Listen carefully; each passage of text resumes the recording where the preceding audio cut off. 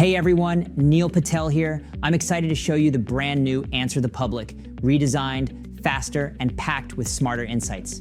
In this new version, you don't have to choose between Google, YouTube, or Bing anymore. We've introduced search everywhere. One simple search now pulls insights from all sources at once. The results page has also been reimagined. You'll see a new sidebar that groups everything neatly, like search engines, social media, and shopping.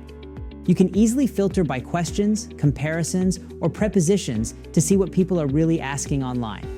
The interactive keyword wheel not only shows instant search volume and CPC when you hover, it's also clickable, so you can explore and navigate through different keyword results right from the wheel. And if you prefer a full view, all that data is also available in sortable tables below. And here's the most exciting update: AI models. This new dashboard uses artificial intelligence to show how your brand or keywords perform across AI-powered search experiences.